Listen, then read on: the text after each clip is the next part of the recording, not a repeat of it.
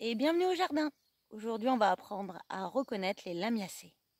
La famille des plantes médicinales comme la lavande par exemple.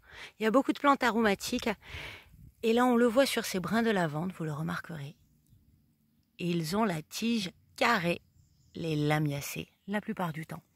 On verra ensemble qu'il y a quelques exceptions.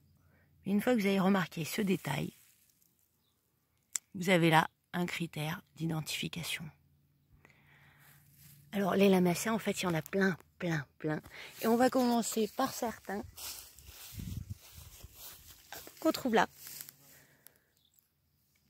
Ça va être notamment la sauge. Ici, vous avez une sauge blanche. Et quand on regarde bien, la sauge blanche, on voit bien qu'elle a la tige carrée. On a des feuilles qui sont souvent opposées. Je dis souvent parce que c'est pas tout le temps le cas. On a quelques exceptions. Mais ouais, sur cette salvia microphylla, la petite sauge de Graham, on a le même phénomène. Toujours une tige carrée. La sauge blanche des Indiens, on va l'utiliser, elle est sacrée, dans les cérémonies plutôt. En fait, on va faire des bâtons de fumigation. La fumée va permettre de purifier les énergies. Tandis que la sauge, la petite sauge de Graham, si chez nous on la cultive plutôt en ornemental, en fait elle est utilisée au Mexique. C'est une plante médicinale là-bas traditionnellement. On l'utilise dans les cérémonies de guérison. Nous, quand on veut soigner les gens, on utilise la sauge officinale. On va aller la chercher, visite un petit peu le jardin aussi. Je suis pas très bonne pour faire ce genre de film, mais bon. Et la voilà. La sauge officinale. Toujours avec cette tige carrée. On a les Anglais. Les lamiacées, on les reconnaît aussi à la forme de la fleur. Alors on va aller voir sur la sauge, la petite sauge de Graham, pour voir ces fleurs qu'on appelle les fleurs labiées ou bilabiées. Vous voyez, typiques. En deux parties, comme de lèvres. Elles vont donner le nom à la famille. À la base, on l'appelait la famille des labiacées, la famille des labiées. Mais dans cette famille, on n'a pas du tout que la lavande et les sauges. On a plein de choses. Et il y a des exceptions qui vont confirmer la règle. On a le thym, par exemple.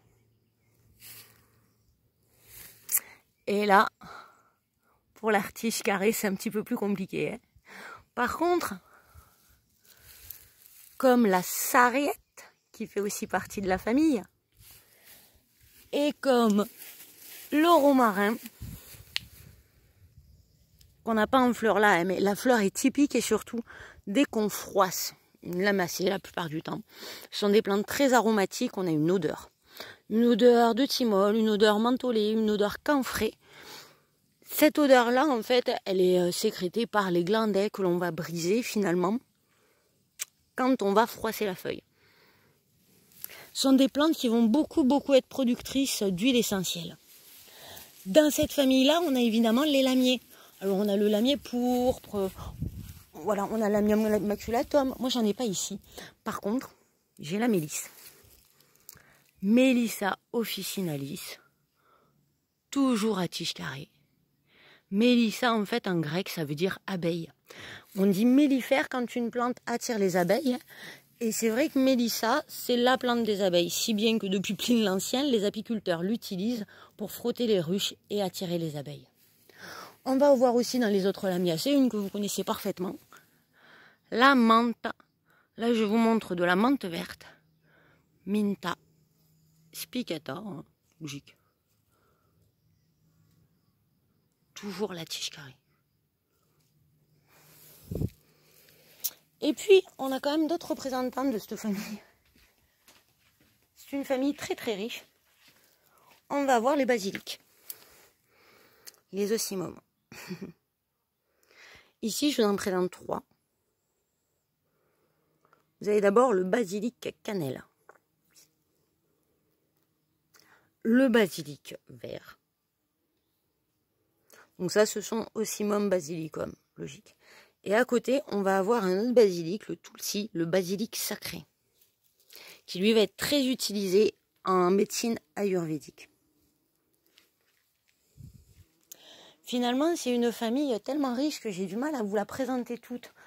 Une chose à retenir, hein, c'est que dans les lamiacées, on a notamment des plantes comme le lamium, hein, qu'on va surnommer l'ortie morte, l'ortie jaune. Eh bien, attention, hein, les orties ne font pas du tout partie de la famille. Les orties, vous le saurez très vite de toute façon. Ils n'ont pas la même fleur, mais surtout, les orties, ils piquent. Hein. Il n'y a pas d'odeur aromatique, donc ça, c'est hyper important. Eux, comme ils piquent, ils font partie d'une famille très particulière, la famille des urticacées. En fait, ils sont urticants. Essayez de le retenir. Hein. On en a ici des orties. Alors, je prends le risque pour vous montrer. Hop. Ah, la tige, elle n'est pas carrée. Et la fleur n'est pas du tout bilhabillée. Rien à voir. D'accord. Donc, les lamiacées, finalement, c'est hyper important comme famille. On en a plein, beaucoup de représentants tout autour de nous. Et finalement, le côté aromatique, la tige carrée et la fleur. Et puis retenez que le thym, le romarin et la sarriette, eux, ils ont un petit peu moins la tige carrée. Si vous avez une loupe, c'est toujours beaucoup mieux pour les identifier. Pour finir, je vous présente la gastache. C'est bien une lamiacée. On la reconnaît bien sûr à la tige carrée. On l'appelle la menthe réglisse coréenne. Voilà. À ne pas confondre avec l'ortie, hein. Elle pique pas du tout. J'espère que ça vous aura été utile et je vous souhaite à tous une belle identification.